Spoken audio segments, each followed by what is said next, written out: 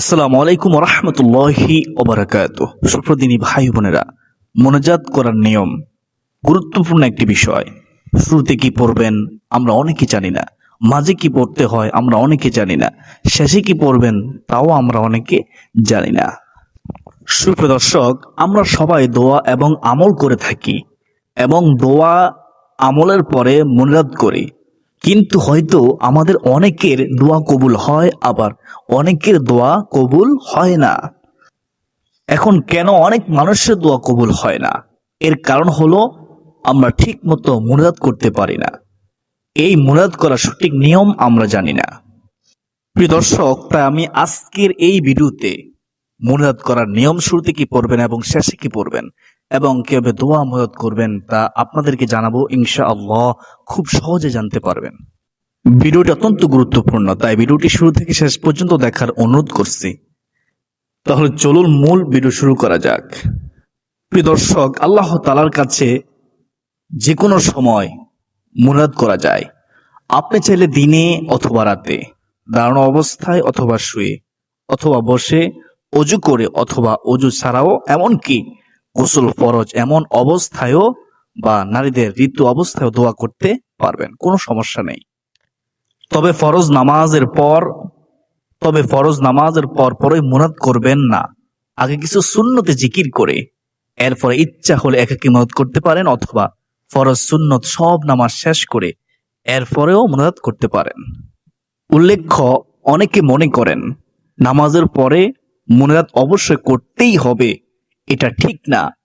নামাজের পরে আপনার ইচ্ছা হলে আপনি মুনাজাত করবেন, না হলে করবেন না। এটা আপনার ইচ্ছা, সেটা আপনার একান্ত ইচ্ছা। মুনাজাত করা নামাজের অংশ না, তবে মুনাজাত করলে আল্লাহ খুশি হয়। মুনাজাত করলে আল্লাহ তাআলা আপনার প্রতি সন্তুষ্ট হয়। নামাজের পর মুনাজাত করা উত্তম, তবে না করলে কোনো সমস্যা নেই। মুনাজাত করার আরেকটি গুরুত্বপূর্ণ পদ্ধতি হলো, মুনাজাতের প্রথমে আল্লাহ তাআলার প্রশংসা দিয়ে শুরু করতে হবে। মুনাজাতের প্রথমে কি করতে হবে? আল্লাহ তাআলার প্রশংসা দিয়ে, গুণকীর্তন দিয়ে শুরু করতে হবে। এ বলে প্রশংসা করা যেতে পারে যে, আত্তাহিয়াতু লিল্লাহি ওয়াসসালাওয়াতু ওয়াত-তাইয়্যিবাতু, যার অর্থ হলো সমস্ত অভিবাদন, সমস্ত প্রশংসা, সকল সালাত ও পবিত্র কাজ একমাত্র আল্লাহর জন্য। অথবা মুনাজাতের শুরুতে এটা বলে আল্লাহর প্রশংসা করা যাবে যে, আলহামদুলিল্লাহি রাব্বিল আলামিন, যার অর্থ হলো সমস্ত প্রশংসা আল্লাহর জন্য, যিনি জগৎসমূহের প্রতিপালক। আলহামদুলিল্লাহি রাব্বিল আলামিন। প্রিয় দর্শক, এরকম যে কোনো এক বা একাধিক বা এরকম আল্লাহর প্রশংসা মূলক অন্য বাক্য বলা যাবে মুনাজাতের শুরুতে, আর এটা বলা খুবই প্রয়োজনমূলক একটি কাজ মুনাজাতের জন্য। প্রিয় দর্শক, মুনাজাতের আরেকটি গুরুত্বপূর্ণ পদ্ধতি হলো, আল্লাহর প্রশংসা পরে রাসূল সাল্লাল্লাহু আলাইহি সাল্লামের প্রতি দুরূদ শরীফ পড়তে হবে। মহাব্বত রেখে, দৃঢ় বিশ্বাস রেখে, ছোট বড় যে কোনো দুরূদ পড়া যাবে, আপনার যেটা ভালো লাগে। সুপ্রিয় দর্শক, সর্বোত্তম দুরূদ হচ্ছে দুরূদ ইব্রাহিম, যেটা আমরা নামাজে পড়ি। এটা না পড়লে ছোট অন্য দুরূদও পড়া যাবে, যেমন আল্লাহুম্মা সাল্লি ওয়া সাল্লিম আলা নাবিয়্যিনা মুহাম্মদ, যার অর্থ হলো, হে আল্লাহ, আপনি আমাদের নবী মুহাম্মদ সাল্লাল্লাহু আলাইহি ওয়াসাল্লামের উপর সালাত ও সালাম বর্ষণ করুন। আল্লাহুম্মা আমিন। প্রিয় দর্শক, একদিন রাসূল সাল্লাল্লাহু আলাইহি ওয়াসাল্লাম দেখলেন এক ব্যক্তি দোয়া করছে, কিন্তু সে দোয়াতে আল্লাহ তাআলার প্রশংসা ও রাসূলের প্রতি দুরূদ পাঠ করেনি। রাসূল সাল্লাল্লাহু আলাইহি ওয়াসাল্লাম তাকে লক্ষ্য করে বললেন, সে তাড়াহুড়ো করেছে দোয়ার মধ্যে। অতঃপর সে আবার প্রার্থনা করলো, আবার দোয়া করলো। সুপ্রিয় দর্শক, রাসূল সাল্লাল্লাহু আলাইহি ওয়াসাল্লাম তাকে অথবা অন্যকে বললেন, কি বললেন শুনবেন মনোযোগ দিয়ে, যখন তোমাদের কেউ দোয়া করে তখন সে যেন প্রথমে আল্লাহ তাআলার প্রশংসা ও তার গুণাগুণ দিয়ে দোয়া শুরু করে, অতঃপর রাসূলের প্রতি দুরূদ পাঠ করে, এরপর তার যা ইচ্ছা আল্লাহর কাছে প্রার্থনা করে। আবু দাউদ শরীফ সহিহ হাদিসটি আপনারা শুনেছেন। সুপ্রদিনী ভাই বোনেরা, মুনাজাতের আরেকটি পদ্ধতি হলো, নিজের পছন্দ মতো নিজের জন্য বা অন্যের জন্য দোয়া বা আখিরাতের যে কোনো কল্যাণের জন্য দোয়া করতে হবে। আল্লাহুম্মা আতিনা ফিদ দুনিয়া হাসানাতাও ওয়া ফিল আখিরাতি হাসানাতাও ওয়া কিনা আযাবান নার। যার অর্থ হলো, হে আল্লাহ, আমাদেরকে দুনিয়ার জীবনে কল্যাণ দাও এবং পরকালেও কল্যাণ দান করো, আর আমাদেরকে জাহান্নামের আযাব থেকে বাঁচাও। আল্লাহুম্মা আমিন। প্রিয় দর্শক, এই দোয়াটির ক্ষেত্রে মনে রাখবেন বিশেষ দ্রষ্টব্য, আল্লাহুম্মা আতিনা অথবা রব্বানা আতিনা এই দুইভাবেই পড়া যায়। সহিহ মুসলিমের অন্য হাদিসে আছে, আনাস রাদিয়াল্লাহু তাআলা আনহু যখন একটি দোয়া করার ইচ্ছা করতেন তখন এই দোয়া করতেন, আবার যখন বিভিন্ন দোয়া করার ইচ্ছা করতেন তখন তার মাঝেও এই দোয়াটি পাঠ করতেন। সহিহ বুখারী, মুসলিম শরীফ, তিরমিজি শরীফের মধ্যে হাদিসটি রয়েছে।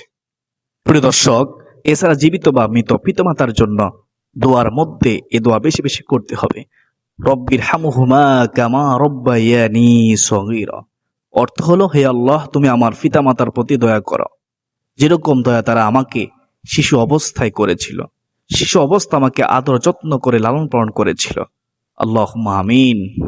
প্রিয় দর্শক, এখন আপনি সংক্ষেপে মুরাদ করার নিয়মটি জেনে নিন। আপনারা যখন মুরাদ করবেন, যখন আল্লাহর কাছে কিছু চাইবেন, তার শুরুতে আল্লাহ তাআলার প্রশংসা করার পর কয়েকবার দুরূদ শরীফ পাঠ করে নেবেন। যে দুরূদ পারেন সেটা পড়বেন। সবচেয়ে ভালো হয় দুরূদ ইব্রাহিম পড়লে। তাই কয়েকবার দুরূদ ইব্রাহিম পাঠ করার পরে আপনি আল্লাহর কাছে কাঙ্ক্ষিত বিষয় নিয়ে দোয়া করবেন, মুনাজাত করবেন। আল্লাহ তাআলার কাছে খাস দিলে আল্লাহর কাছে মাথা নত করে কান্নাকাটি করে করে আল্লাহর কাছে দোয়া করবেন। তারপরে দোয়ার শেষেও আপনি কয়েকবার দুরূদ শরীফ পাঠ করে নেবেন। এইভাবে দোয়া করলে আপনার দোয়া নিশ্চিত কবুল হবে ইনশাআল্লাহ। প্রথম প্রশংসা করবেন, মাঝে নিজের জন্য, অপরের জন্য, সারা বিশ্বের মুসলমানের জন্য, কবরবাসীর জন্য, মা বাবার জন্য, সকলের জন্য দোয়া করবেন। শেষে আবার দুরূদ শরীফ পড়ে মুরাদ শেষ করলে অবশ্যই আপনার দোয়া বিফলে যাবে না ইনশাআল্লাহ। আর হ্যাঁ, একটা কথা মনে রাখবেন, আপনি দোয়া করে কোনো তাড়াহুড়া করবেন না, নিরাশ হবেন না, হতাশ হবেন না যে কেন আপনার দোয়া কবুল হচ্ছে না। এরকম কোনো তাড়াহুড়ো করা যাবে না, এরকম কোনো তাড়াহুড়ো করবেন না।